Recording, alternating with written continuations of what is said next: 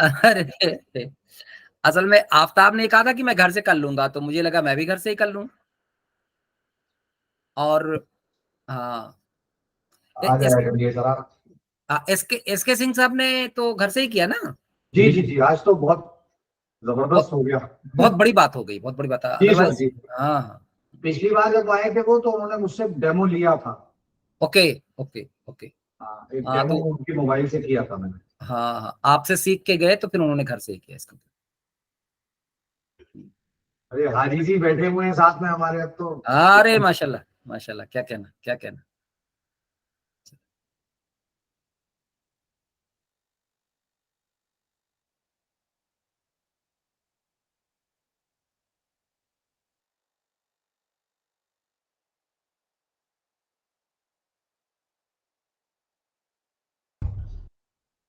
So we will start within 2 minutes हाँ, because sure the sure. participants are joined now.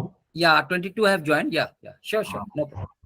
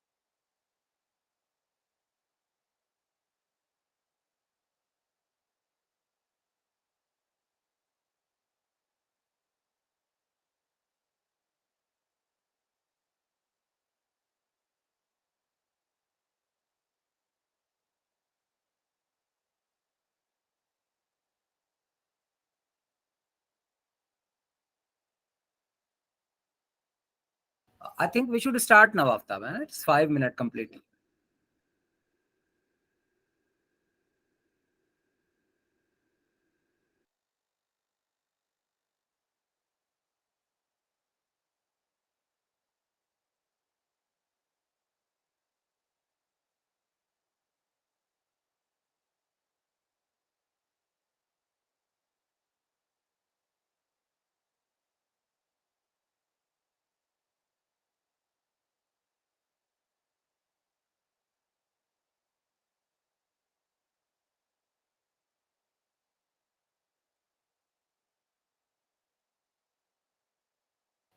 You are muted, Aftab.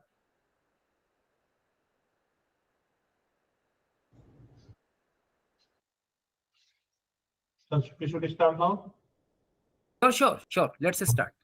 The participant inform your other colleagues to join as soon as possible. We are going to start the session of today's this second session. Participant, today we are having the one of the youngest, I will say the energetic and active Professor Dr. Sajid Jamal, who is presently a professor in Department of Education, AMU. The discussion goes to Professor Sajid Jamal that he has served 2 central universities and 1 state university. Prior to joining AMU as a central university, he served as a 1 central university, Maulana Azad National University, Hyderabad, and 1 state university, Veer Madhav Singh Purvanchal University, Jaunpur, UP in India. His area of interest includes science education, assessment and evaluation, teacher education, and basically he is the man of physics, I mean physical science. His research work since last, as far as research work is since last 23 years, he has published 7 very quality books, have contributed 10 chapters in related books, and published more than 30 research papers in national and international journals of repute, and also published 5 psychological scales, and have presented more than 75 research papers in various national and international conferences and seminars. Participants, he has also guided more than 14 research scholars, and still about 6 research scholars are getting his experience under his able supervision for his doctoral thesis. In my opinion, that teachers like Prof Sajid Jamal Sahab is a key element in bridging the material and spiritual advancement of India, and why he has traveled throughout the length and breadth of the country to share his experiences. I will just say that as far as the resource person, Prof Sajid Jamal delivered more than 200 teachers training programs, and also delivered lecture as a guest speaker on 50 other occasions. Professor Jamal has chaired many sessions in national, international seminars and conferences, and also have organized more than 50 teachers training programs, not only in Aligarh Muslim University, but in different parts of the country. He has been invited by various universities to contribute and write the various self-learning materials, and his various lectures are available, and you can easily access to the on YouTube. Just writing the Professor Sajid Jamal. Besides these duties, he has discharged various departmental responsibilities successfully, such as Assistant Superintendent of Examination, member of different curriculum and revision committees, and recently he is the key person in integrated, I will say, the ITEP B.Ed program, which our department have recently adopted. He has been associated with the inspection work of NCT and IUS, and he also have substantial cooperation with the various institutions such as NCERT, SCERTs of different states, District Institute of Education and Training, NIOU, NIOS, and this is popularly known as National Institute of Open Schooling, CBSE, University Grant Commission, Central Board of Secondary Education, University Grant, Central Institute of Indian Languages, CIIL, Mysore, Maulana Azad National Urdu University, Central University of Kerala, Punjab University, Chandigarh University, Jamia New Delhi, Banaras Hindu University, Indira Gandhi National Open University, MP Bhoj University, Bhopal, Patna University, Patna, Ranchi University, Ranchi, Integra University, Integral, and Veer Bahadur University, Veer Bahadur, and what? So there are so many numbers, I'm not going to read it again. He also have discharged various administrative responsibility, in which he has played a very key role as far as the control of examination, Maulana Azad National University, Hyderabad is concerned, and he just changed the total examination system of Maulana Azad National University, Hyderabad, and he was also the establishing principal of Maulana Azad National University Center at Asansol, West Bengal, and Bhopal Center.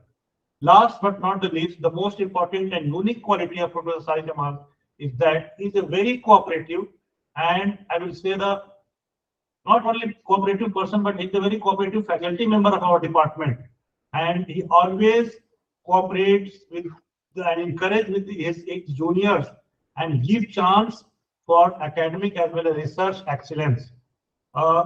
Sir, with these few words, I would also suggest the participants to go on the website of Department of Education in Aligarh, and you can find the detailed CV of Professor Jamal, and you will just, I will say that you will be motivated to see he's a very long, I think more than 100 pages CV, and you will be motivated that in this age of a young age he has achieved a lot.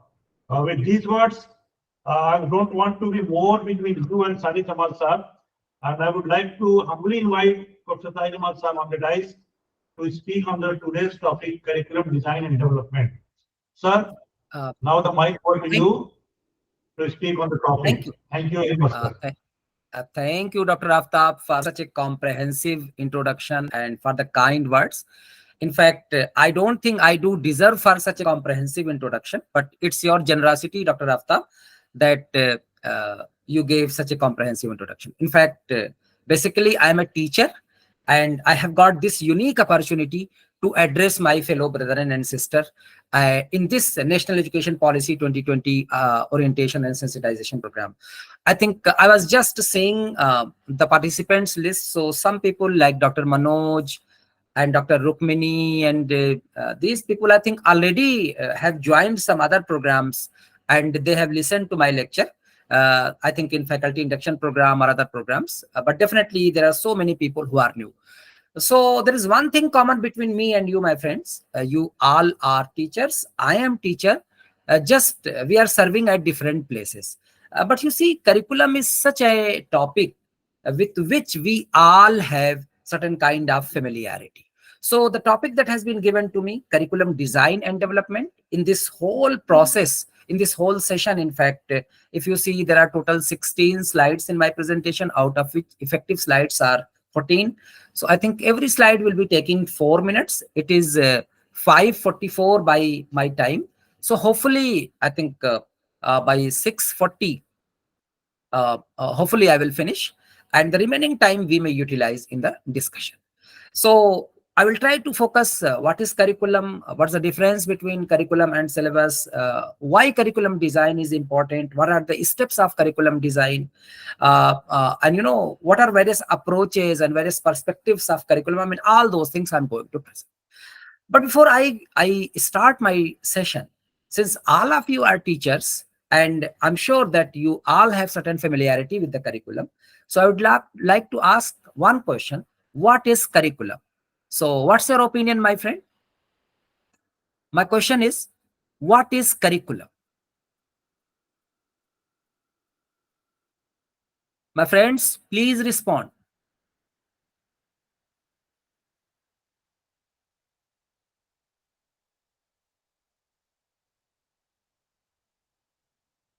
My friends?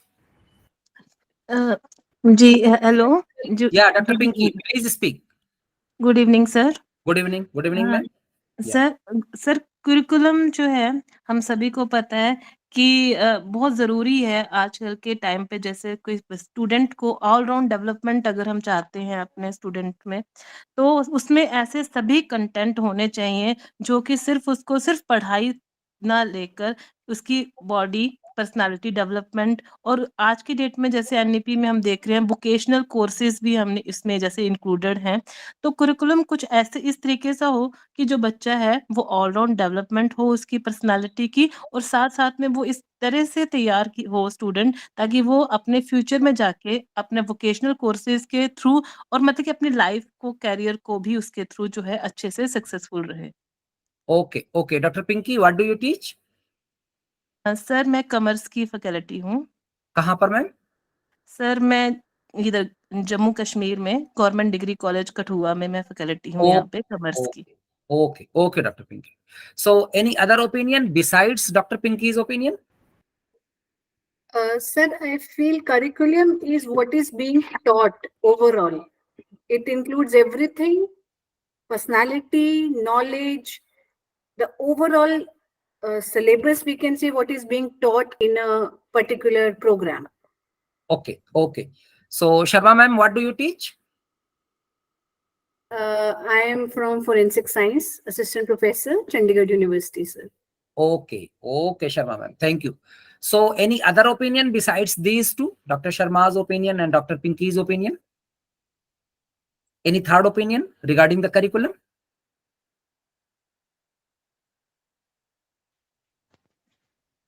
Sir, curriculum means course contents. Okay. Dr. Sumbul, what do you teach? English literature. Where, ma'am? At Raniganj. Raniganj, that is Asansol. Yes, sir. Okay. Near Asansol. Yeah, sure. So, Rudri Purohit has raised hand. So, do you want to say something? Yes, sir. Good evening, sir. So curriculum is, I think, it should be well designed, standardized, in which we include not only the courses, but we also plan the activities throughout the year or throughout the course, and which can be evaluated. Um, so this is my opinion of curriculum. Thank Okay. you.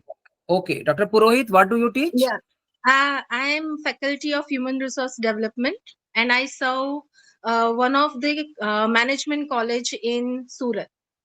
Surat. Okay, Dr. Purohit. Yeah. Thank you. Thank you. So anyone else want to say anything? Okay. I think I have taken enough opinion. So my question was, what is curriculum? So many things, in fact, can be said about curriculum. I think 4 opinions I have got, but still few many aspects are left about curriculum. So for that, I have kept some points on my slide. So first of all, let me share my screen, and then I'm continuing the discussion. What is curriculum? I'm sharing my screen. Please wait. So can you see my screen? Yes, sir. Yes, sir. Right, right. So curriculum design and development. I started with the question, what is curriculum? Now you can see this particular slide on which 5 points related to curriculum has been written. That will be sufficient enough for you to understand what is curriculum. So I would like to request any one of you to please read this slide. Sir, I can read. The Sure, sure. word curriculum has been derived from the Latin word currere, which means race course used by chariots. Yeah. Hence, it is any path or Yeah, ma'am. Please continue. Ma'am, please continue. yes, sir. अभी दिख रही है. Yeah. The course Yeah. of events can take place inside the educational institutions and also outside it. It is Right. the study of subjects taught. It Right. includes experiences necessary for individuals of a society to have social skills, problem solving, and communication ability. It is Right. designed for both present and emerging purposes. It Right. is dynamic. Thank you. Thank you, ma'am. So if you see the etymological meaning of curriculum, there is one Latin word, courier. This curriculum word has been derived from that Latin word, courier. So what is courier? The race course, the path on which you move. So in order to move from one place to another place, definitely you have to have some path, and that path is curriculum. So what does it mean? Definitely in your university, in your college, students come with some knowledge, with some skills, with some values, with certain kind of personality. But within the 3 years of undergraduate program, or within the 2 years of postgraduate program, or within the doctoral program, what you do, in fact, you groom their skills, you enhance their knowledge, you inculcate skills among them, you inculcate values among them. By that way, you groom their personality. So you move from one place to another place following a particular path. Now it will be the path which will decide where do you reach. For example, your purpose is to make a sociologist, your purpose is to prepare psychologists, your purpose is to prepare technicians, your purpose is to prepare engineers. Accordingly, the curriculum you will follow. So in order to prepare an engineer, definitely a certain curriculum will be followed. But in order to prepare psychologists and sociologists and other people, you have to follow different path. So in a barest way, curriculum may be said the path on which you move to reach from one place to another, particularly in terms of education, if we say grooming the personality of the individual, giving them more and more knowledge, making them worthful citizens of the society, something like that. So another aspect of this definition, if you see, the course of events can take place inside the educational institutions and also outside it. So have you got the meaning of this particular sentence? I mean, the last sentence of first point that is shown on this slide. So the course of events can take place inside the educational institutions and also outside it. So have you got the meaning of it, my friends? My friends, please respond. Yes, yes. Yeah. What you have understood through this point? My sir it friends? Means Yeah. Sir it means कि only classroom teaching ही नहीं जरूरी है for the students for their development Yes. Sometimes we have to take students to outside the world, Yes. outside the classroom, sometimes Yeah, market or industry, or sometimes how the definitely. production process is going on in the factory. Sure, sure. तो इन सब चीज उनको दिखाने के लिए बच्चों को ये सब जरूरी है. Thank you, Pinky ma'am. So if you see, I mean, the bookish knowledge, lot of bookish knowledge we give to our students in the classroom. Theoretical knowledge we give to our students in the classroom. But in some of the courses, only theoretical knowledge is not sufficient. For example, surgery, for example, engineering, for example, technical courses and vocational courses. So for that, you have to let them go to various industries, to various factories, to parks and museums and agricultural fields and so many places. So a curriculum never mean ki whatever is taking place in the classroom. No, it is a very narrow definition of curriculum. Curriculum is much beyond. So something might be there inside the educational institution, but so many things might be outside also. It is the narrowest definition of curriculum, that it is the study of subject start. Coming to the third point, it includes the experiences necessary for individuals of a society to have social skills, problem solving, and communication ability. So whatever the subject you teach, I mean, you might teach physics, you might teach mathematics, you might teach, English literature, you might teach Sanskrit, any subject you teach. But besides that, certain kind of social skills, some problem solving ability and communication ability are necessary to inculcate among the students. And a curriculum, in fact, includes all these things. Definitely, if you come to the fourth point, it is designed for both present and emerging purposes. And last point is curriculum is dynamic. So what do you mean by this point? Curriculum is dynamic? Sir, by dynamic, I think कि it changes according to the situation. We have to change our syllabus or curriculum also, because now the competition, आज का समय जैसे competition है, जैसे अगर हमारी business organization भी अगर पुराने तरीकों से काम करेंगी तो वो आज की डेट में वो इतना ग्रो नहीं कर पाएंगी. We according to the market business organization को भी उसी हिसाब से चेंज होना पड़ता है. तो उसी हिसाब से अगर हमारे एजुकेशन इंस्टीट्यूशंस को भी according to the need of the society उसी हिसाब से we have to be change. Like जैसे कोविड था तो हम लोगों ने ब्लेंडेड मोड में अभी आज की डेट में हम टीचिंग करते हैं. Some time online teaching, some time कुछ एक्टिविटीज. इस तरीके से डायनामिक जो है कुरिकुलम होना चाहिए. Right. Doctor Pinky, 10th class की किताब आपने देखा है अभी आजकल जो चल रही है? नहीं सर, अभी नहीं देखी है. ओके. कोई किसी क्लास की किताब आप देखी है, अंडर ग्रेजुएट कोर्स की या any book?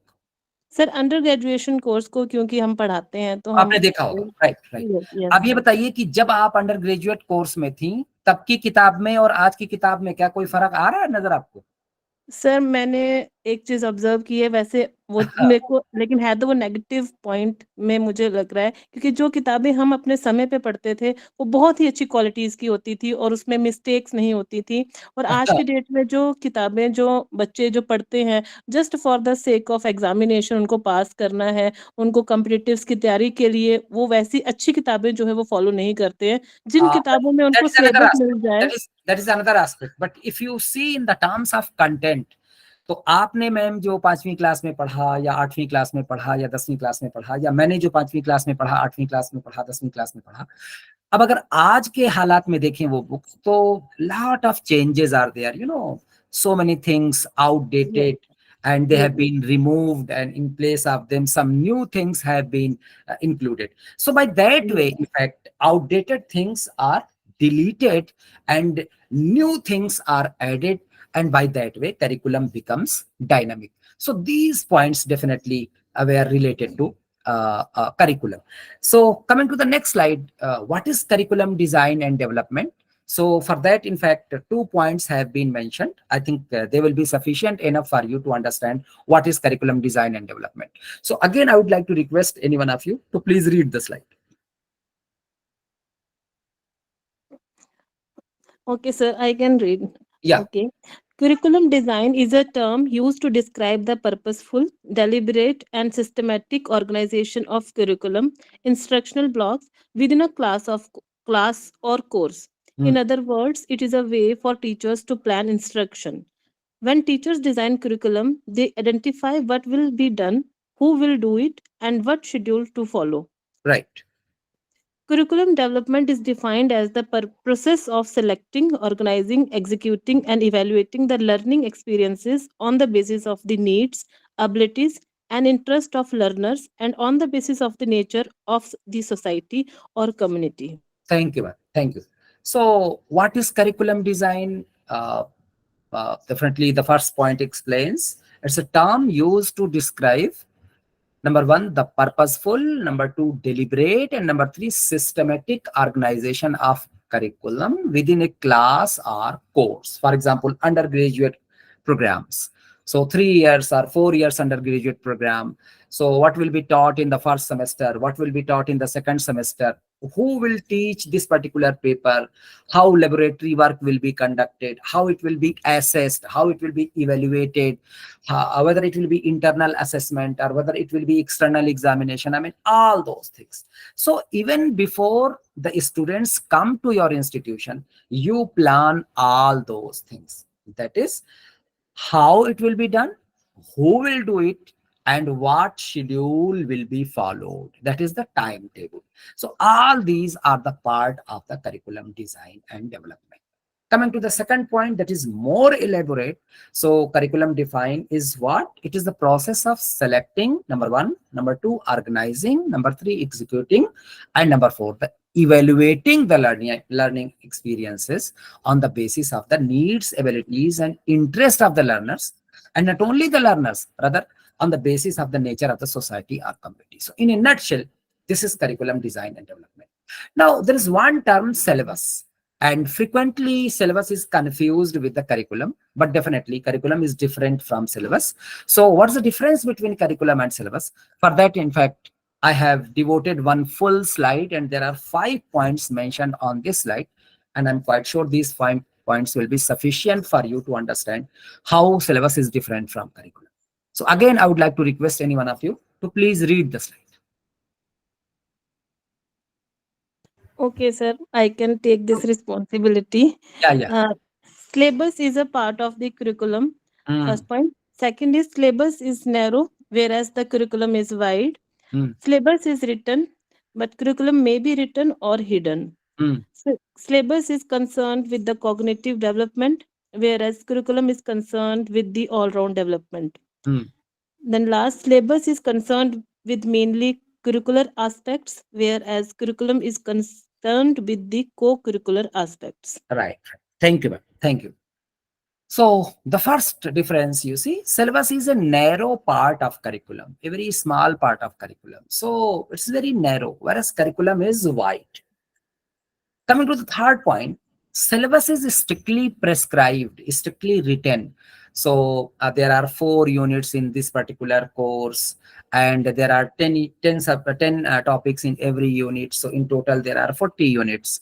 So first unit will be requiring 13 periods. Second unit will be requiring 10 periods. Third unit will be requiring 14 periods. Fourth unit will be requiring 15 periods.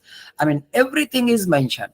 Even sometimes it is mentioned how you are going to teach it. That is, you have to give the theoretical knowledge only, or you will let them go to the laboratory or something like that, or field experience. I mean, everything is written in the syllabus. And not only that, how they will be assessed and when they will be assessed. So, everything is mentioned. Curriculum might be written, or sometimes it is not written, rather it is hidden. So let me tell you one story that's very interesting.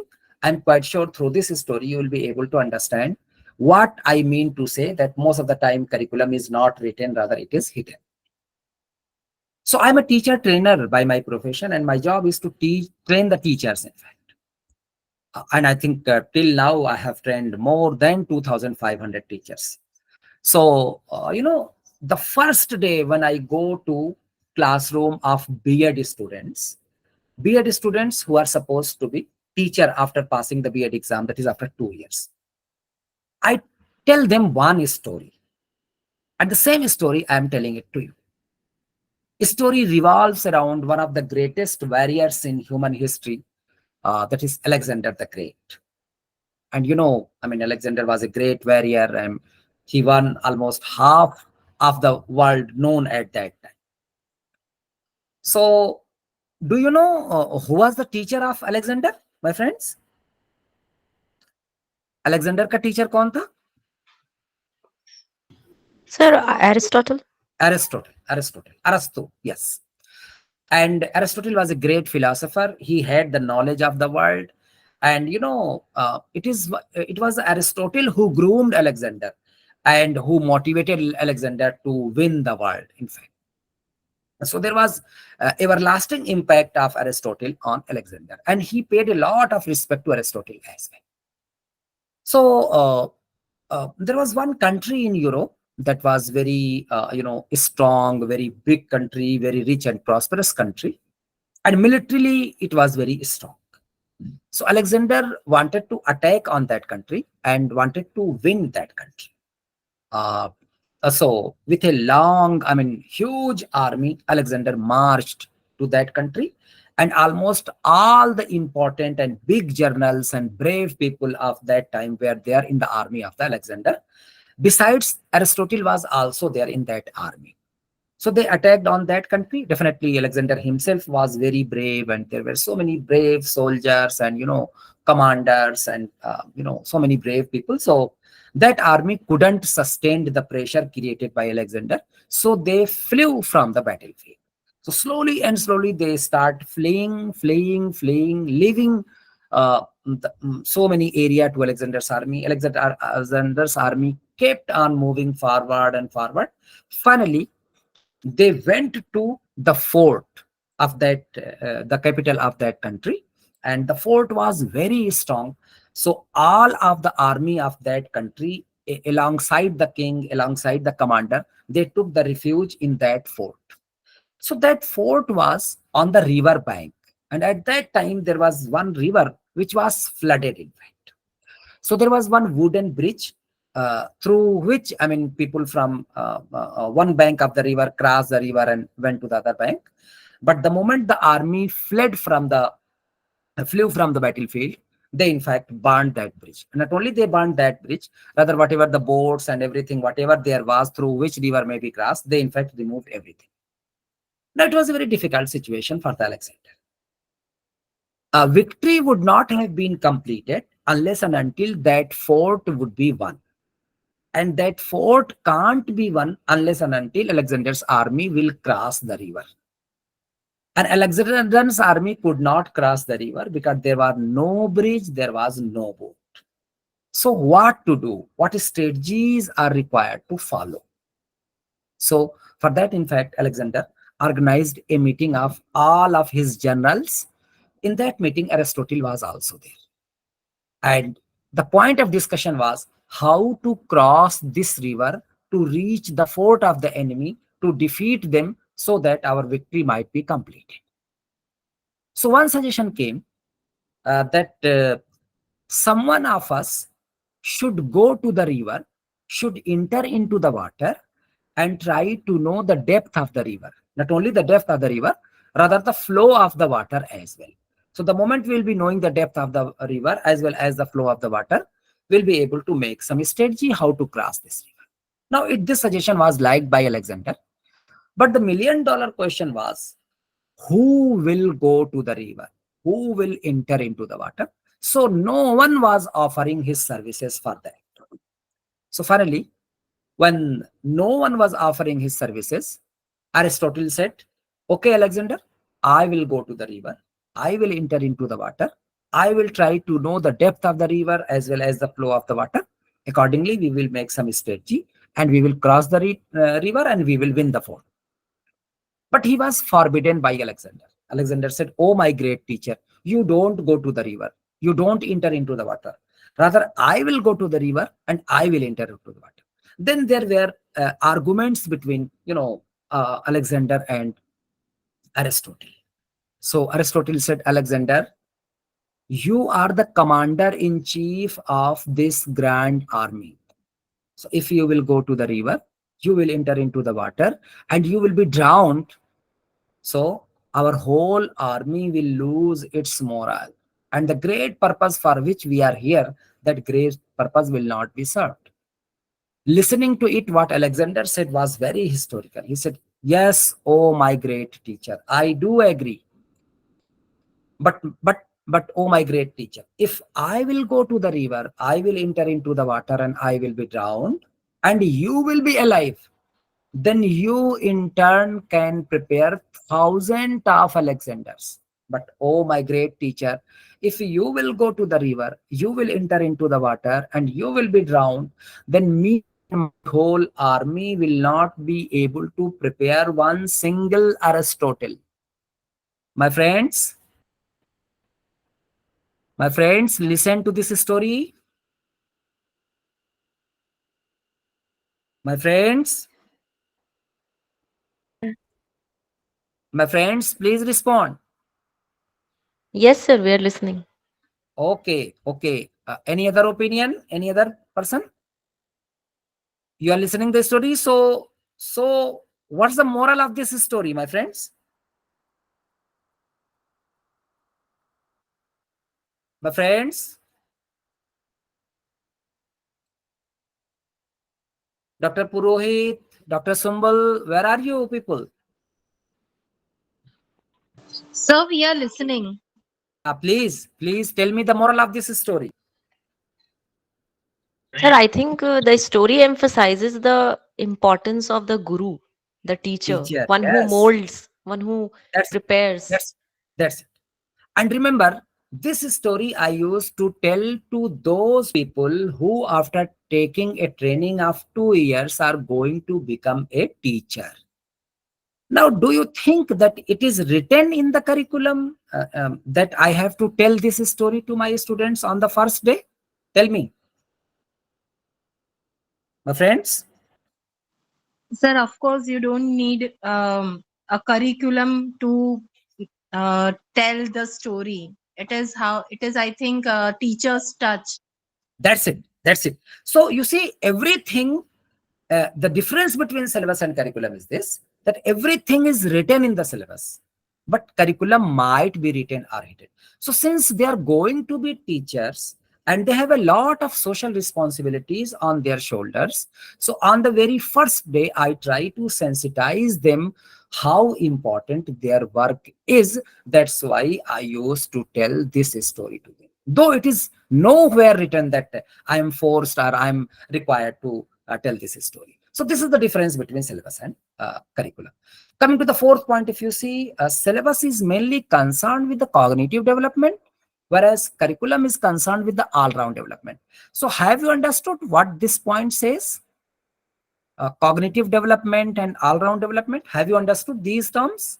So can you tell me what does it mean?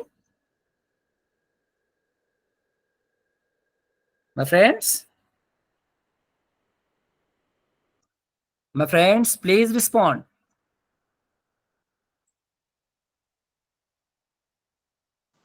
Sir, may I try? Sure. So cognitive development, basically cognitive processes means which are occurring in our brain. So it is more likely to when we teach concepts to the students. So cognitive understanding will be regarding conceptualization of something, while That's overall development will also tell me how to apply that knowledge. So I think cognitive is more theory, and overall also include theory and the application of those theories. okay. Any other opinion? As ma'am said, in fact, cognitive development is mainly related with the mental development. It's mainly related with the bookish knowledge, the theoretical knowledge. So you remember, you understand, you apply, you analyze, you evaluate, and you create. I mean, all those. But see, only cognitive development of any student is not important. rather equally important is his or her physical development, his or her moral development, his or her spiritual development, his or her social development, his or her emotional development. So all around development is that development which takes into account every aspect of development: physical, mental, moral, social, emotional, spiritual, all that.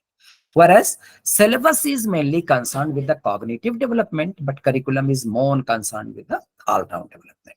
And finally, the last point: syllabus is concerned with mainly curricular aspects, whereas curriculum is concerned with the co-curricular aspects. So, my friend, can you explain me this point? What do you mean through this point? Please tell me. My friends?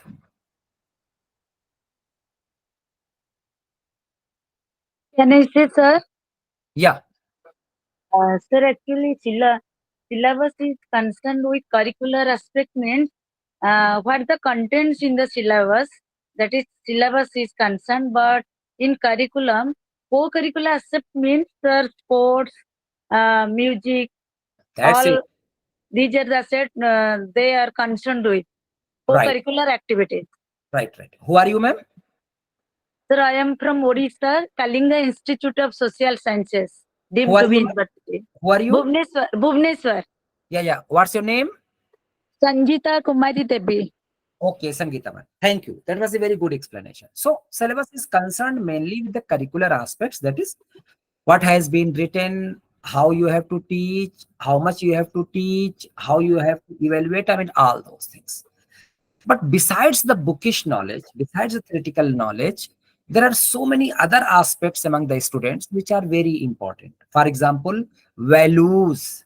For example, leadership qualities. For example, life skills. For example, curricular communication skills. For example, soft skills. I mean, all those things are very important, and they come under the category of co-curricular aspect.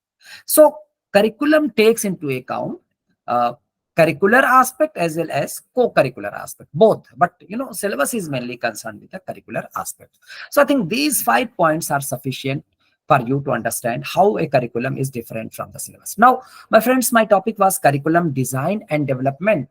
So let's talk about what are the purposes of curriculum design. Again, there might be so many purposes, but since this is a diverse group, so for the sake of clarity in my presentation, I have deliberately chosen only 5 points to tell what are the purposes of curriculum design. These 5 points are mentioned on the slide, and I would like to request any one of you to please read the slide. My friends, please read the slide. Yeah. Okay, sir. Yeah. The first purpose is to improve student learning. Right. Then next one is to create a seamless continuum from elementary to secondary and senior secondary school. Right. Then to achieve the learning goals at different stages. Right. Then to prepare the students to face the real life challenges Right. and to ensure the all-round development of student. Thank you. Thank you. I think these 5 points are sufficient to let you understand what are the purposes of curriculum design. So first one, to improve student learning. There are so many ways of presenting your content. There are so many ways of teaching. There are so many strategies of teaching. So our purpose is to ensure that students are learning. Not only they are learning, that continuously they are improving their learning. So this is the first purpose of curriculum design. We deliberately think on every aspect so that might lead to the improvement in student learning. Coming to the second, creating a seamless continuum. So what does it mean? I mean, something are necessary to teach at elementary level, something are necessary to teach at secondary level, at senior secondary level, or at undergraduate level, or postgraduate level. So for example, very abstract concepts, very difficult topics, they are not suitable to keep at elementary level. Rather, easy things, concrete things. So we start from simple to complex. We start from concrete to abstract. So concrete things, simple concept, easy concept, elementary level. Slowly and slowly, we increase the level of difficulty, and accordingly we do the thing. So creating a seamless continuum from elementary to secondary to senior secondary and to undergraduate and postgraduate level. This is the second purpose of curriculum design. Achieving the learning goals at different stages. At elementary level, learning goals will be different. At secondary and senior secondary level, learning goals will be different. But at undergraduate level, at postgraduate level, at research level, learning goals will be different. So how we are going to achieve those learning goals at different stages? This is the third purpose of curriculum design. Coming to the fourth point, preparing the students to face the real life challenges. So what does it mean, my friends? Can you elaborate this point? Preparing the students to face the real life challenges. What does it mean?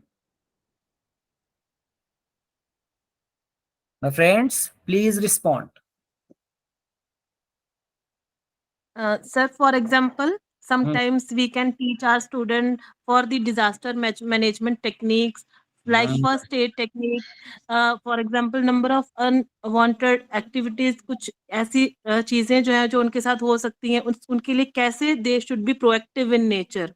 Okay. तो उसके क्या तरीके हैं? For example अगर हम commerce की भाषा में बात करें तो how to be a rational consumer, कैसे उनके साथ कोई चीट ना कर सके, कैसे आज की डेट में हम साइबर क्राइम से बच सकें। तो ये कुछ रियल लाइफ चैलेंजेस हैं जो हम बहुत सारे टॉपिक्स के थ्रू जो है वो हम बच्चे को आज की डेट में जो है वेल अवेयर जो है वो कर सकते हैं। Okay, Dr. Pinky, thank you. Any other opinion besides Dr. Pinky's opinion? Any other opinion? Dr. Sharma, Dr. Purohit, Dr. Sumbul, where you people are? So we very much agree with Dr. Pinky Yes. that they should be taught all these things, especially life skills, sir. Today's students lack many life skills, basic life skills. Many other countries are working very good on it. Say, for example, in Japan, students are taught how to cook, how to take care of their laundry, how to do gardening, etc., etc. But unfortunately, Indian students as well as Indian household, even parents are not teaching them this basic life skills. So I think that should be included. Right. So Thank that you. they can. Thank you, ma'am. Thank you. So before proceeding to the next point, let me tell you one incident. In fact, that was very unfortunate incident, but since all of you are teachers, so I'm quite sure you will be able to understand what I want to say. I think 4 years back, there was one unfortunate incident. There was one actor, Sushant Singh Rajput, who committed suicide. Right, my friends? Have you heard about this incident? Yes, sir. Yes. So, my friends, can you tell me that Sushant Singh Rajput was not educated, or he did not hold the degrees, or he was not literate? Can you say that? No. No.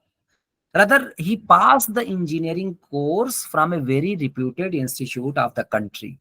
So definitely, in order to get the admission in engineering course, he would have, worked hard, and he would have certain knowledge and skills. Then, after passing the entrance exam, then he would have rigorously worked hard, 4 years or 5 years, and then he would have got the degree. So you can't say he was not educated. He was properly educated. He had the degrees, he had the certificate, he had the theoretical knowledge, everything was there. But unfortunately, some unfortunate events took place, and he was unable to cope up with the pressure. And in that stressful situation, out of stress and anxiety and depression, he took a very unfortunate decision. So, what's going on nowadays, as Pinky ma'am initially said, and followed by some other opinion, that in fact, real purpose of any education is to let our students face the real life challenges. I mean, they have got some knowledge. You have delivered the lecture in the classroom. They have listened to you. You have noted something on the blackboard, and they have noted it down on their copies. They have remembered all those things. They have recalled and reproduced on the answer books. You have evaluated that, and you have issued them a certificate. That's not the purpose. Rather, whatever the knowledge is being given to them, they are required to apply it in their real life, so that they may face the real life challenges. So basically, one of the purposes of curriculum design is to prepare our students to face the real life challenges. Finally, the last point, I think all-round development already I have explained, so there is no need of explanation. The fifth and last purpose of curriculum design is to ensure that our students are getting all-round development. We are ensuring all-round development of our students. This is the fifth and last purpose of curriculum design.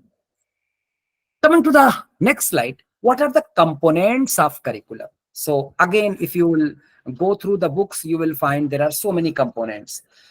Few scholars say there are only 3, few scholars say there are 5, few scholars say there are 7. But in my opinion, these are the 4 components of curriculum, and they are sufficient to let you understand.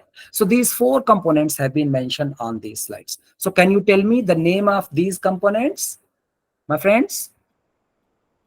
What are those Sir, may I? Yeah, Component. sure. Okay, sir. Okay, ma'am. Huh. Okay, ma'am.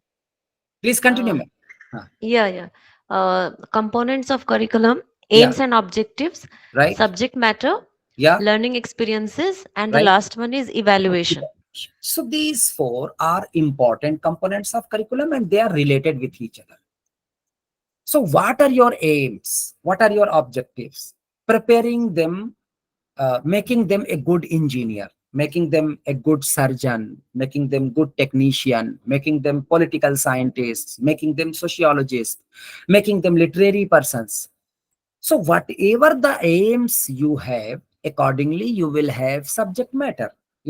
So in order to make sociologists, in order to make political scientists, in order to make literary persons, more theoretical knowledge is required. But in order to make technician, in order to make surgeon, in order to make engineers, somehow theoretical knowledge will not be sufficient. Rather, more and more practical knowledge will be required. So subject matter accordingly will be based what are your aims, and as will be your subject matter, accordingly you will provide the learning experiences. For example, to impart the theoretical knowledge, to impart the bookish knowledge, the best method of teaching is let them gather in the lecture theater. They might be 100, they might be 120, they might be 150, or they might be 200. You will come with preparation, you will keep on delivering your lecture, and so many knowledge can be disseminated within 40 minutes and 45 minutes or 1 hour. So that will be sufficient. But for the engineering subjects, for the surgery, for the technical subjects, for the vocational subjects, only lecture method will not be sufficient. Rather, some certain kind of exposure to the practical situation is important. So as will be your aims, accordingly you will decide the subject matter, and as will be your subject matter, accordingly you will decide the learning experiences, and as the learning experiences you will provide, accordingly you will evaluate. So for example, mainly you have delivered the lecture, that is the learning experiences that you have provided is the lecture. So the questions that you will ask, they might be MCQs, they might be essay type question, so that will be sufficient. But if you have exposed them to the laboratory and to the practical fields, to the industries and other places, so only theoretical, MCQs or only essay type questions will not be sufficient. Rather, some other type of questions will be required to frame, to check their knowledge. So these are, in a nutshell, 4 components of curriculum. It starts with aims and objectives. Second one is subject matter. Third one, the learning experiences that you provide. And finally, the evaluation. Now, coming to the types of curriculum design, again, if you'll go through the literature, you will find there are many types of curriculum design. But for the sake of clarity in my presentation, I am just picking 3 main type of curriculum design which are prevalent in our country. So, number 1, subject-centered curriculum design. Number 2, learner-centered curriculum design. And number 3, problem-centered curriculum design. So, first one is the oldest one. It is the most prevalent curriculum design in most part of the globe, and particularly in our country. Second one is relatively new, and third one is of course newer. So what is subject curriculum design? 5 points have been mentioned on this particular slide. So please go through this slide. Please read this slide. I think you will be you will understand what is subject centered curriculum. So any one of you, please read the slide. Okay, Sumbal ma'am शायद नहीं, Sumbal ma'am आप पढ़ेंगे? हाँ, Sumbal ma'am पढ़िए. Okay, sir. And जी, okay, सुनिए. thank you. Yeah, Thank you, ma'am, and thank you, sir. yeah. Subject-centered curriculum design. Hmm. Subject-centered curriculum design revolves around a particular subject matter or discipline. Next, this type of curriculum design tends to focus on the subject rather than the individual. And the third point is, it is the most common type of curriculum used in India. Right. Fourth, subject-centered curriculum design describes what needs to be studied and how it should be studied. Right. And the last one is, it is not student-centered and is constructed without taking into account the specific learning styles of the students. Thank you, Dr. Sampal. So as I mentioned, subject-centered curriculum design revolves around a particular subject matter or discipline. And the expert of that discipline, experts and scholars of that subject matter, they decide what is to be taught. So without taking into account the types of students, the need of the students, the interest of the students, the learning style of the students, nothing is taken into account. Rather, experts come together, they sit together, and according to their knowledge, according to their scholarship on that particular discipline, for example, mathematics. So what is important for the students to know in mathematics? So they decide according to their opinion. Someone's mic is open. Please mute yourself. Yeah. So nothing is taken into account. And before even students come to the institution, it is decided in advance. So scholars decide, experts decide what is to be taught, how it should be taught, keeping in view the nature of the discipline. Definitely, I mean, individual is not important. Rather, the subject matter is important in this type of curriculum design. It is most prevalent in Indian institutions, educational institutions.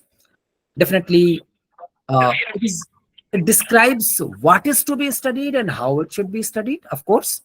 And one of the drawback, if you see, the major drawback of this curriculum design, though it is mostly prevalent in our country, but one of the most severe demerit of this type of curriculum design is that it does not take into account the specific learning styles of the students. So coming to the second one, learner-centered curriculum design, it is relatively newer and it is relatively improved. It is relatively better if you will compare it with the subject-centered curriculum, which has been discussed in the previous slide. So what is learner-centered curriculum design? Again, 5 points I have mentioned on this slide, and I would like to request any one of you to please read the slides. Okay, sir, I can read. Yeah, sure. Learner-centered curriculum design. Yeah. This curriculum design takes each individual's needs, interests, and goals into consideration. Right. Learner-centered curriculum design is meant to empower learners and allow them to shape their education through choices. Right. Then instructional plans in a learner-centered curriculum are differentiated, giving Right. students the opportunity to choose assignments, learning experiences, or activities. Right. The drawback of this form of curriculum design is that it is labor intensive. Right. And last, it is also requires that teachers balance student wants and interests with student needs and required outcomes, which is not an easy balance to obtain. Obtain. Thank you, Pinky ma'am. Ma'am, I'm highly grateful to you. You are so active. Thank you. Thank you. So you see, what is learner-centered curriculum design? In fact, as in the beginning I mentioned, the previous type of curriculum design, that is subject-centered curriculum design, focus is on the subject, not on the individual. That is not on the students. We don't take into account the needs, interest, I mean, all those things, learning styles, and all those of students. Whereas in this curriculum design, we somehow take into account students' needs, interests, and their goals, what they want to achieve, what they want to become in their life. All those things we take into account. Its purpose is to empower the learners and allow them to shape their education through their choices. So more and more flexibility and more choices we provide them. It's never like that this is the only thing that you have to do. No. So this paper, this paper, this paper, this paper. So four, choose only 2 out of 4, choose only 1 out of 4, choose any 3 out of 7, choose any 5 out of 10. I mean, more and more choices we provide. So through these choices, we try to accommodate their needs and interests, and not only their needs and interests, rather somehow the needs and interests of the society as well. So this is the second peculiarity of this learner-centered curriculum design. Coming to the third point, definitely, if you see, instructional plan are differentiated. So we may give students the opportunity to choose varied strategies like assignments, learning experiences, activities, field experiences, excursions, so many things. And we give them opportunity to choose any one of them, or two of them, or three of them, according to their choices. But you see, in fact, accommodating the choices of every student, that is very difficult, particularly in Indian context. Why? Because in India, we have huge classrooms, and I have seen so many teachers struggling in the classroom of 100, 120, or 150 students. I mean, in undergraduate program, there are 150 students in one, classroom. So definitely, if you'll have huge number of students, then it will be very difficult to implement this learner-centered curriculum design. This is one of the drawback. And second one is that it is really labor intensive. I mean, it creates lot of pressure, not only on the students, rather on the teachers as well. So these are the shortcomings. But definitely, learner-centered curriculum design is better in comparison to the subject-centered design. Coming to the last one, nowadays it has been much talked of, and it is much in practice, and so many private universities, particularly in India, they have adopted this curriculum design. In fact, I have been a member of the academic council of so many universities, and there, in fact, these universities have implemented this problem-centered curriculum design. So what is problem-centered curriculum design? I think these 2 points will be sufficient for you to understand. So any one of you, please read these 2 points, which are mentioned on this slide. Okay, sir, I can read. Yeah. Problem centered curriculum design. Yeah. This is also a form of student centered design. Mm. Problem centered curricula focus on teaching students how to look at a problem and come up with a solution to the problem. Mm. Students are thus exposed to real life issues, which helps them develop skills that are transferable to the real world. Right. And problem centered curriculum design increases the relevance of the curriculum and allows students to be creative and innovative and innovate as they are learning. Right. The drawback to this form of curriculum design is that it does not always take learning styles into consideration. Thank you. Thank you. So as I mentioned, it is a new type of curriculum design, and its purpose is to inculcate problem solving ability among the students, so that students may face the real life challenges, real life issues. So they will not be able to face the real life issues unless and until they will be exposed to those real life issues in their training period, that is in the educational institutions, in the colleges, in the universities. So definitely, it's a very good idea. It's a very good type of curriculum design. But I mean, again, designing such type of curriculum is very cumbersome, is very difficult. Why? Because number one, it needs lot of time. It needs lot of time, as well as it needs so many resources. So if you see particularly the Indian context, so definitely we lack the resources, and we have huge classroom. So in true sense, implementing problem-centered curriculum design in Indian classroom is very difficult. But the beauty of this is that students are exposed to real life issues, so they are able to face the real life challenges, as well as they become creative as well as innovative. So these were the 3 types of curriculum design. Going ahead, there are some tips to curriculum design. So again, if you'll go through the books, you will find some authors have mentioned 5 tips, some authors have mentioned 7 tips, even some have mentioned 9 and 11 tips as well. But in my opinion, these 7 tips will be sufficient to design a curriculum. So what are those 7 steps? Any one of you, please read it. Okay, sir, I can read. Yeah. Curriculum design tips. First one is to identify the needs of the learner. Yeah. Then create a clear list of learning goals and outcomes. Right. Then we have to identify the constraints. Then consider creating a curriculum map. Yeah. Then identify the instructional methods. Right. Then establish evaluation methods. And Right. always remember that curriculum design is not a one step process. Thank you. Thank you, ma'am. Thank you.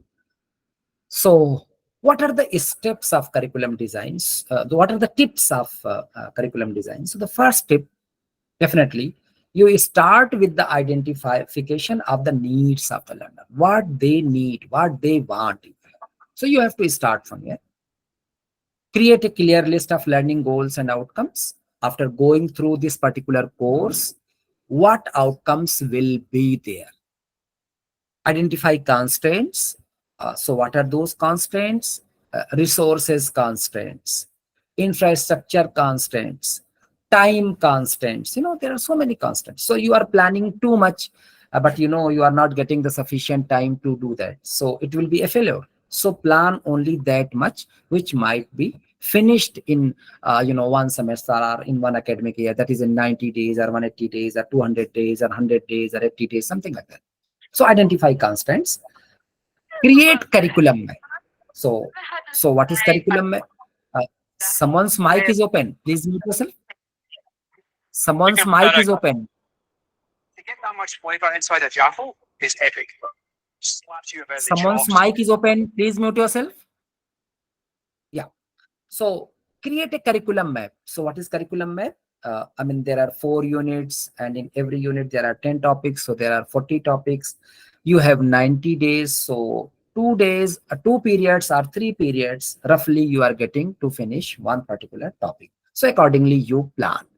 When you are going to take the test, how many tests you will take, only you will take the written test or you will give the assignment, I mean everything. So that comes under the category of curriculum map. So create curriculum map. It will be easy for you to finish that in the stipulated time. Identify the instructional method. You will use only lecture method or some other method, I mean all those things. How you are going to evaluate, you think over it. And finally, curriculum design basically is such a process which is not a one-step process. There are so many steps in that, and the involvement of so many people. So it's never like that you design the curriculum once and it will be forever. Definitely it needs modification, it needs improvement, it needs change. So there are till now what we have discussed: what is curriculum, what is curriculum design and development, what is the difference between curriculum and syllabus. Then we have discussed components of curriculum, tips of curriculum. Finally, we are coming to the perspective of curriculum design and development. So there are so many perspectives, and the first perspective is technical scientific perspective. So any one of you, please read the slide. May I, sir? Sure. Technical scientific perspective first reflected traditional orientation about education and formal methods of teaching. Second, involves a logical step-by-step procedure. Third, focus on the end product or performance of the students. Yeah. And fourth, subject-centered design. Right. Who are you, ma'am? Sir, I am Sangeeta Devi. Sangeeta Devi. So from Assam, ma'am? No, sir, from Bhubaneswar. Acha, okay, from Bhubaneswar. Yeah, okay. Okay, Sangeeta. Thank you. Yes, thank you, sir. Right.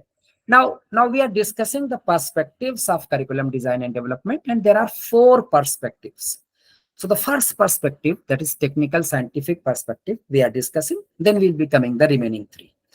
So what is technical scientific perspective? As ma'am has just read it, it reflects a traditional orientation about education and formal methods of teaching. So it's quite old, as old as I think the subject-centered curriculum design itself. So basically, its nature is subject-centered. The design which is involved in it is subject-centered. It's mostly traditional. It uses formal methods of teaching. It involves logical step-by-step procedure. That is, first you have to teach this, then this, then this, then this, something like that. So first you have to finish all the topics which are mentioned in unit 1, then you have to proceed to unit 2, then you have to proceed to unit 3, then you have to proceed to unit 4. Because whatever is mentioned in unit 1, these are the preliminary concepts. These are easy concepts or simple concepts. But whatever the topics have been mentioned in unit 2 or 3 or 4, they are relatively tougher. They are relatively complex. They are relatively wider. So, step by step you have to proceed. And it focuses on the end product or the performance of the students. What students are going to do after going through this particular curriculum. And finally, its design is subject-centered, as I have mentioned. So, contrary to it, we have another approach, other perspective, that is non-technical and non-scientific. So again, 5 points are mentioned on this slide. So please read this slide.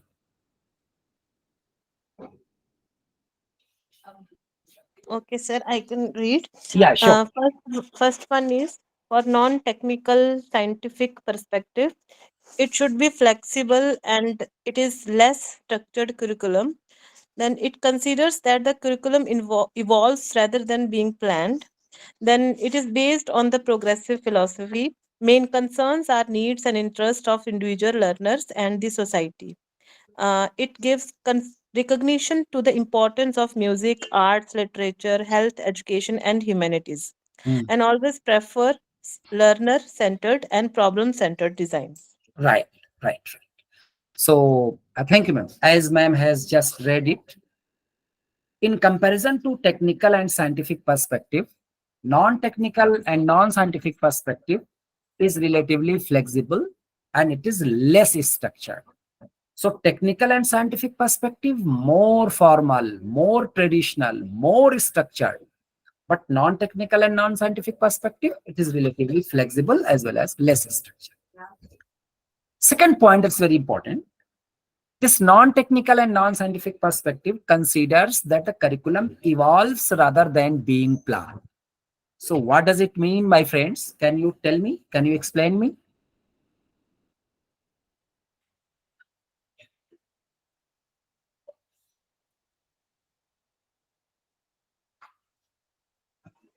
Sir, I think it means as per the need of the time, the curriculum should be designed. It should not be static. Okay. Okay. Anything else? Any other opinion? Sir, for example, we can say that sometimes some topics are not included in syllabus, or when we are designing the curriculum framework, उस समय कुछ topics जो है वो रह जाते हैं. For example जैसे आज की डेट्स में, for example nowadays we are planning for the celebration of number of important days like national days, international days. तो sometimes flexibility is there in the curriculum कि we have to include, we have to sometimes celebrate those activities which are not in, we have mentioned in our curriculum development at the time of this start of this session. Okay. Okay. Ma'am, before 5 years, have you ever thought that you will teach your students not in the classroom, rather in the virtual classroom? Before 5 years, No, have you? sir. No, Not no, we at, never thought that. not at all. It was unthinkable. Yes, indeed. So I exactly remember at that time I was in Bhopal in the year 2006. So one professor from Harvard University, he came to deliver a lecture at one of the very reputed institute in Bhopal. So he said, I am visualizing that within 20 years, a time will come when we will teach the students without classroom. We will face a situation, a classroom without students. So no, everyone laughed at that time. Even I myself was laughing at that. How it will be possible that a classroom without students? But definitely, what to talk of 20 years, he talked it in the year 2006, and in 2020, it became reality. That is, within 14 years, it became a reality. So see, everything can't be planned. Everything can't be prefixed. Everything can't be decided in advance. Rather, since human beings advance, since society advance, since time changes, so accordingly, so many things are incorporated in the curriculum, keeping in view those changes. So the focus of this perspective is that it considers that curriculum evolves with the passage of time, with the progress of time, with the change in society. The curriculum evolves. Everything can't be planned. Coming to the third aspect, it is based on the progressive philosophy, and somehow it mainly concerns with the needs and interests of the individuals as well as the society. Coming to the fourth point, again, it is very important. Give recognition to the importance of music, arts, literature, health education, and humanities. So do you think these subjects are important, my friends? Sir, these subjects are very important. Any other opinion? Sumbul ma'am, Sharma ma'am? Yes, sir. Definitely, these all subjects are very important, sir. Very important, very important. If you are talking about all-round development, then you can't take a risk to ignore music, to ignore arts, to ignore literature, to ignore health education, to ignore humanities. So all these subjects always have been important. But if you see the today's world, the complexity of today's world, so many diabetic patients, abnormal weight gain, obesity, depression, you see, value crisis in the society, greed, hatred, delusion, all those things are going on. So in this particular situation, in my opinion, these subjects have become more important. So this non-technical and non-scientific perspective give due recognition to the importance of these subjects and advocates that these subjects should be incorporated in the curriculum. And finally, it prefers learner-centered design in comparison to the problem-centered design. So the previous perspective, that is technical and scientific perspective, it prefers subject-centered design, but non-technical and non-scientific perspective definitely prefers, learner-centered design. Coming to the third perspective, that is humanistic aesthetic perspective. So relatively, it is newer. So 5 points have been mentioned on this. So any one of you, please read these slides.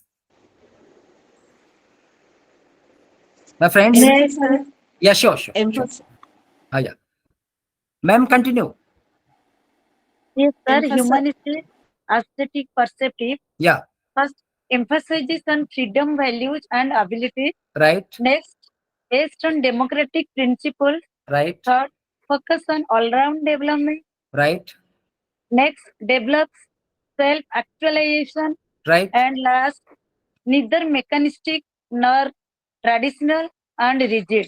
Thank you. Thank So you. it is relatively a newer concept, humanistic aesthetic perspective.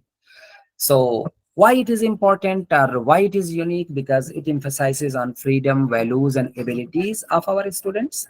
It is based on democratic principle. It focuses on all-round development. It develops self-actualization among the students. And finally, it is neither mechanistic nor traditional nor rigid. Rather, so much flexibility it gives, so many choices it gives, and students choose based on their liking and disliking, based on their needs, based on their interest, based on their individual differences. So finally, the last perspective, it is the last slide of my presentation. That is the fourth perspective of curriculum design and development. That is social reconstructionist perspective. So again, 4 points have been mentioned on this slide. And I would like to request any one of you to please read this. My friends, please read it. Sir, may I? Sure. Emphasizes on addressing of social questions and quest to create a better society and worldwide democracy. Right. Focuses on a curriculum that highlights social reform. Yeah. Believes that systems must be changed to overcome oppression and improve human conditions. Right. Recognizes that education is the means of preparing people for creating this new social order. Thank you. Who are you, ma'am? Sir, I am Subha, sir. Dr. Subha from Bangalore.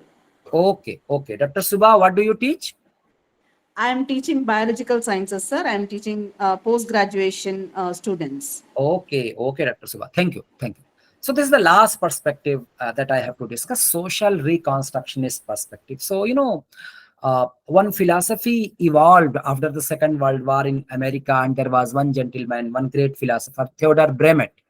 And Theodor Bremet is supposed to be the father of this philosophy that is known as Reconstructionism. And from the writings of Theodor Bremet, this philosophy came into existence. This philosophy is known as Reconstructionism or social Reconstructionism. And since this philosophy touched all the aspects of education and all aspects of American lives, in fact, so it touched the education as well. So it advocates that the moment you are going to design a curriculum, keep this social reconstructionist perspective. So what this philosophy says, that through education, we can reconstruct the society. And how we are going to reconstruct the society? Through democratic means. We have to create a worldwide democracy. We have to make a better society. We have to focus on the social reforms, and somehow we have to avoid oppression. We have to improve human condition. These are the crux of these philosophies. So these thoughts are reflected the moment they talk about the curriculum design as well. So number one, it emphasizes on addressing social questions, and they focus on creating a better society and creating a worldwide democracy. Through curriculum, they want to highlight the social reform. Through curriculum, they want to overcome oppression and they want to improve human condition. And finally, they recognize that education is the means of preparing people for creating this new social order, that is the reconstruction of the society. So this is the last perspective, that is social reconstructionist perspective. So it is 6:50 by my watch. So thank you very much for listening to me with patience. I think since last 70 minutes, continuously you are listening to me. So I'm going to put an end to my lecture. Now the remaining 10 minutes we can utilize in question and answers. So if you want to ask any question to me, definitely you are welcome. Or if you want to share anything with me, definitely you can. Now the floor is yours. Thank you very much. Thank you very much, sir, for your this informative and nice deliberation in a very, I will say that, systematic way. And it was very much easy, not only for the participant, but it was very much easy to understand, comprehend, and I think it will enhance the understanding and knowledge of the participants. Sir, participants, if you have any question, query from the, sir, you may ask. I think Abhishek, Sangeeta ma'am, yeah, Sangeeta ma'am has raised the hand. Abhishek ji कुछ पूछना चाहते हैं? Sangeeta ma'am, Abhishek sir. Okay, Purohit ma'am. Yes, sir. Yeah, Good Yes, evening, sir. sir. first, Sangeeta ma'am, first you ask. Okay. Yes, sir. Sir, I would like to know that, sir, while we are designing the syllabus according to the NEP 2020, so we are adding some extra contents. Right.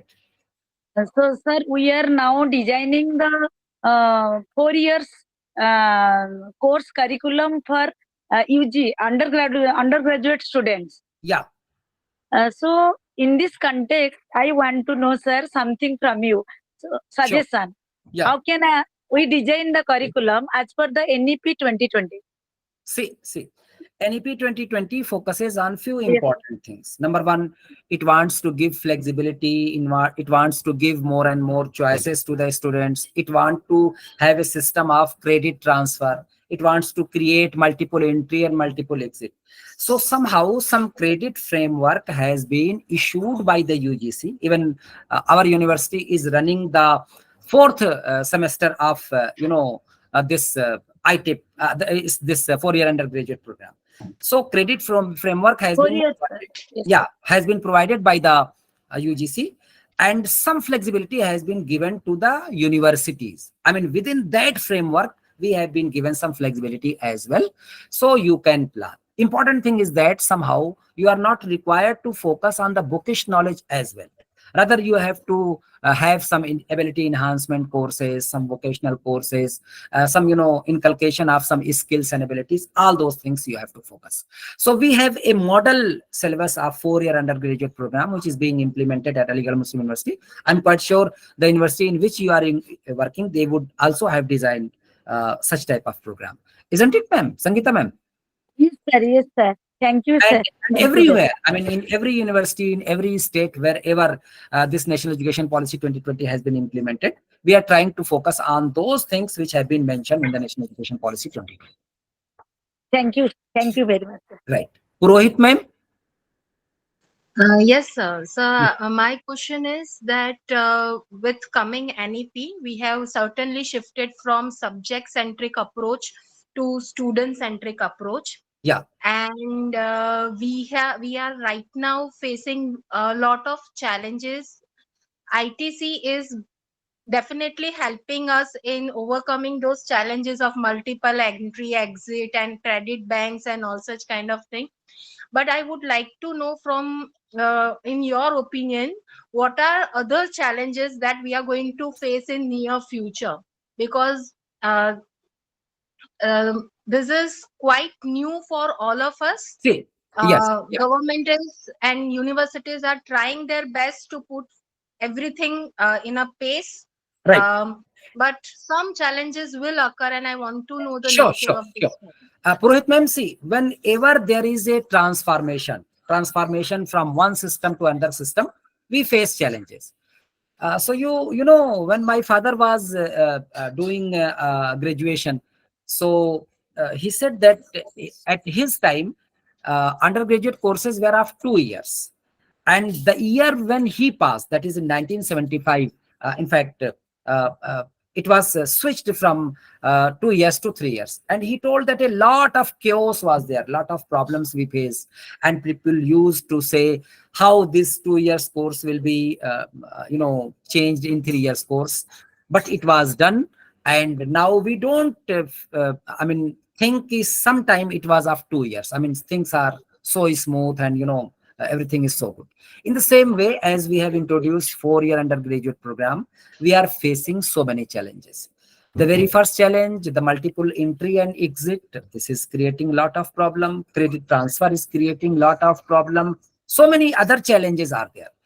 But ma'am, every problem has some solution, definitely. Sir, So sorry if to there will interrupt. be hand holding, parents, students, administrators, principals, policy makers, UGC people, they will sit together, they will come together. I think those problems will be solved one by one. But it's never like that we are not facing the problem. And in the crux, if you see, whatever has been mentioned in NEP 2020, that is better to create a better India, to create a new India, to inculcate skills among the students, to increase their employability, and all those things definitely are not easy. Challenges will be there. Purohit ma'am? Yes, sir. And so, It is will be it, taking time, ma'am. It will be sir? taking time to streamline those things. Yes, ma'am. Yes. Continue, please. Please But, continue. sir, are you positive on this front that this NEP will help certainly solve our problem? Because the problem was very genuine that our graduating students were not employable, Yes, and yes, hence we yes, had yes. to do it. Do Definitely. you think that this framework is going to make Definitely, them ma'am. more? Definitely. It will improve employability skills, and particularly the multidisciplinary approach that has been mentioned in it, and vocational courses and all those things which have been mentioned in it. Definitely, if we will implement in letter and spirit, these things are going to help. Purohit ma'am? And by what time we can see the results? I see. I mean, the educational changes. In fact, the Yes. result through educational changes, they take their own course of time. So Yeah, even 5 years, 10 years. at Because least see, at I'm least very 10 much years. interested in doing some kind of research on this, Sure. because this is a transition phase. Yeah. So, At least I think it will be taking 1 decade, ma'am, because 4 years okay, at least students will take to pass this 4-year undergraduate okay, program. And okay, some of them might go to the industry, some of them might go for the job, some of them might go for further studies, and definitely, so at least 1 decade it will take, but I'm quite sure it will change, right? okay. Thank you, sir. Thank Okay. you, sir. Yeah. Sir नमस्कार। नमस्कार जी। अभिषेक sir जी, बोलिए। हाँ sir, मैं दो बातें आपका जो व्याख्यान था उसको सुन के, जी एक्चुअली अभी हम लोगों ने जस्ट कुछ दिन पहले ही अपना सिलेबस बनाया है FYUP के हिसाब से। आप क्या पढ़ाते हैं अभिषेक सर? मैं हिंदी पढ़ाता हूँ। Okay, Hindi literature. जी। तो हमने BA का भी बनाया और मास्टर्स का भी बनाया है। जी। तो ये तो समस्या बहुत मैंने पूरे यूनिवर्सिटी के लेवल पे ही आ रही है कि जो अभी के विद्यार्थी हैं उनका क्या करेंगे, जिनका बैक लग रहा है, फेल हो रहे हैं एक पेपर में, उनका क्या करेंगे, जी जी ब्रिज कोर्स में कैसे बना के ट्रांसफर करेंगे। जी जी लेकिन ये तो इनको एक लेवल पे समय लगेगा, आप ठीक कह रहे हैं, मुझे अच्छा जी लगा कि इसको टाइम लगेगा थोड़ा सॉर्ट आउट होने में। जी जी जी लेकिन आप जो बता रहे थे तो उसमें एक कंपोनेंट था कि कोर्स बनाते समय किन चीजों का ध्यान रखें, उसमें एक था कि प्रोग्रेसिव आइडिया का ध्यान रखें। ये बड़ा चुनौतीपूर्ण हो गया है। आप अगर प्रोग्रेसिव हैं इस समय तो आप सबसे बुरे आदमी हैं। ये भारी समस्या हो गई है सर। मैं तो अब आपको कैसे ये बताऊं कि कदम कदम पे जो है चैलेंजेस है, इसको बचा के माने आप जितने रिग्रेसिव हैं आप उतना ही सही करिकुलम बना सकते हैं, लगभग ये मान लिया। असल में डॉक्टर अभिषेक, ये आपने हमारे सिस्टम की जो हार्श रियलिटी है, जो कड़वा सच है, वो कहा है। बहरहाल चैलेंजेस ये सारे हैं, लेकिन देखिए हमेशा हमको टारगेट जो रखना चाहिए वो बड़ा रखना चाहिए, और हमेशा कंपैरिजन जो करना चाहिए वो अच्छे लोगों से करना चाहिए। अगर हम बुरों से कंपेयर करेंगे तो हम कहीं नहीं पहुंच पाएंगे, या अगर हम अपना टारगेट बहुत छोटा रखेंगे तो कुछ नहीं कर पाएंगे। तो प्रोग्रेसिव होना, फॉरवर्ड लुकिंग होना, ऑब्जेक्टिव होना, रेशनल होना, ह्यूमेन होना, ये सारा इंपॉर्टेंट है, जितना हमसे हो सके, जाहिर सी बात है।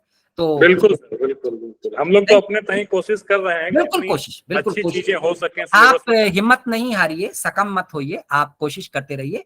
और ऐसा नहीं है कि आप अकेले हैं, आपको जरूर लोगों का साथ मिलेगा, डेफिनेटली। ऐसा नहीं हो सकता doctor Abhishek. Yes yes, thank you, आपने बड़ा अच्छा पॉइंट रखा डॉक्टर अभिषेक। या शर्मा मैम ने हाथ उठाया था। Ma'am, do you want to say something? Yeah sir, yes, to the previous context, I wanted to add about the challenges only, sir. One challenge is about recruitment rules. Since you are talking about 10 years and 1 decade, लोगों को थोड़ा सा face करना पड़ेगा, students को। एक transition है, ये ट्रांजिशनल फेज है। तो इस केस में एक जनरेशन जो है वो मुझे लगता है कि थोड़ा नुकसान में रहेगी कि फायदे में रहेगी, ये मुझे कंसर्न थोड़ा सा बच्चों के लिए है। देखिए शर्मा मैम, हमारे फादर के टाइम में व्हाट्सएप नहीं था, और ये जो एडवांस कम्युनिकेशन चैनल्स हैं वो नहीं थे, लेकिन हमारे टाइम में है। तो हमारे फादर को उसका नुकसान हुआ, शर्मा मैम? जी शर्मा मैम? जी जी जी। लेकिन उनके दौर में और दूसरी चीजें थी ना मैम, जिसका एडवांटेज उन्होंने उठाया। उनके समय में जो है अनाज में मिलावट नहीं थी, लोगों में प्यार था, लोगों में अपनायत थी, समाज में जो है वैमनस्य नहीं था, लड़ाइयां नहीं थी, दंगे फसाद नहीं थे, बहुत सारी चीजें थी। तो देखिए, हर जनरेशन की, हर समय की कुछ ना कुछ अच्छाइयां और खराबियां होती हैं। तो जब हम ट्रांसफॉर्मेशन में बढ़ते हैं, एक सिस्टम को चेंज करके दूसरे सिस्टम में बढ़ते हैं, तो जाहिर सी बात है इस तरह की चीजें आती हैं। लेकिन फिर जब एक बार सिस्टम चल पड़ता है तो slowly and slowly things trickle down, वो धीरे धीरे करके स्ट्रीमलाइन होती हैं और सेटल होती हैं। ठीक है सर, आई होप सर बच्चों का नुकसान नहीं होना चाहिए, और तो नहीं होगा डेफिनेटली नहीं। Yes yes, thank you so much sir, such a wonderful session sir. Thank you Sharma. Yeah Suba ma'am, do you want to say anything? Yeah, sure. Can I add a point on that? Because all of us are looking at what are the pointers which we will be facing, what are the critical points we are facing. But actually, also one more thing we should understand, NEP's major pointer is that the GER will be increased to 50% by 2035. Because as of now, we are in 28%. GRE, India's GRE, gross enrollment ratio is in 2028. Their output was to come up with 50% GER by 2035. So that is one more thing we should understand, that more than students getting a job, first the enrollment ratio should increase, right, sir? Yeah. So the target for NEP is 2035, the enrollment ratio will go up to 50% in India. Yeah.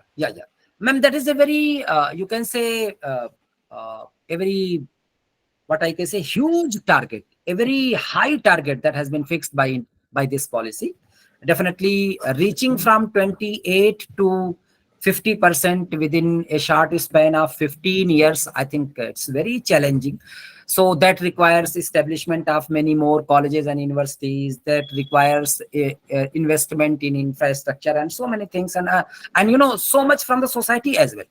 So definitely it is a very huge target, but I'm quite sure we are progressing. We are progressing. GER is continuously increasing.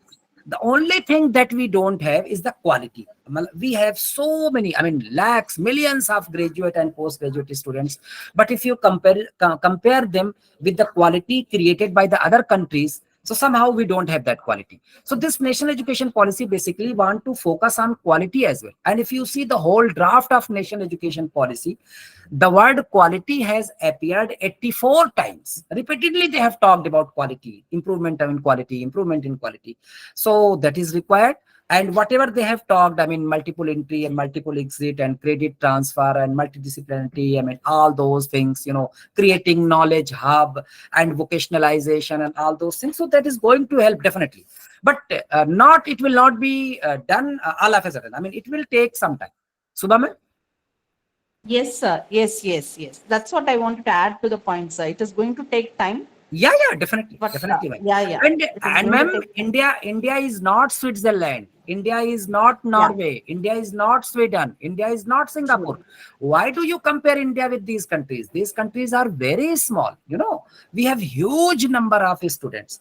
One of the largest education system in the world. You know, thousands of universities, thousands of colleges, you know, crores of students. So how you can think that, I mean, change will take all of a sudden? It will take its own course of time. Yeah. True, sir. True. Yes. Thank you, sir. Thank you. Thank you, ma'am, for adding this point. Yes. Thank you. Any other participant want to say anything? Aisha Halim, ma'am, आपने हाथ उठाया है? Yes, sir. Good evening, sir. Oh, sir. Yes. Okay. Ji. Sir, my question is also in continuation of this progressive and innovative thought of syllabus, framing the syllabus. Sir, my question is how to evaluate these kind of progressive and innovative questionnaire or syllabus. Because because sir, अगर हम innovative ideas बना रहे हैं syllabus में और progressive thoughts as Dr. Abhishek sir just said, तो उसको evaluation किस तरह से करें कि because most of the time if there is innovation then it will become more subjective than objective. Right. So right. Aisha ma'am, what do you teach? Sir, English literature. Now see, always when you talk about innovation, so ma'am, a certain kind of subjectivity will be there. And remember, innovative ideas, creative and critical ideas will not be checked through MCQs, will not be checked through the traditional examination system. Somehow you have to be, you have to have open-ended questions and situational test and situational interview. All those things will be better to know the innovative and creative ideas. So you see, you alone can't change the system. Everything will be decided in the university. You will be just instructed to do the things. Perhaps you will not be involved in the decision making. It will be decided by some other people, some senior persons, policy makers, administrators, and all those. But as a teacher, we can do all those things, whether it is progressive thinking, whether it is critical thinking, whether it is rationality, whether it is objectivity, whether it is democratic outlook, whether it is innovation and creation. We can encourage through our lectures in the classroom. And definitely, I mean, whatever the subjects we are teaching, all these things are important to inculcate. So you can, it's up to you, depending upon your resources, knowing your students, knowing your own system in which you are working. Through your lectures, I'm quite sure you can do it. Asha? Yes, sir, I've got the point, but still there are challenges in evaluation because There is anyone can no doubt, question that thing. Ma'am, whole evaluation. I mean, evaluation is the most faulty aspect in our education system. Yes. And even if I kept on speaking on this evaluation, whole night will be finished, but the shortcomings of evaluation will not be finished. Yes. No, Okay. I mean, just try to do your best. That's it. Okay. Right, Ashma? Yes. Thank you, sir, for taking my question. Thank you, ma'am. Anything else?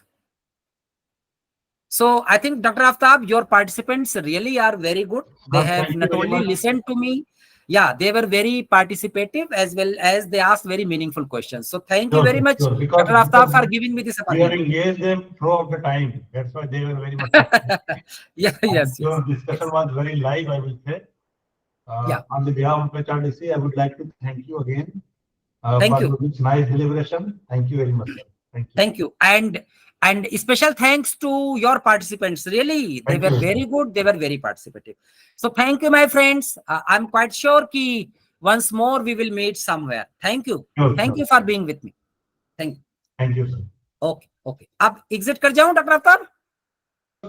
Sure, sir. बिल्कुल. Okay. Thank you, sir. Thank you. Thank you. Thank you, my friends.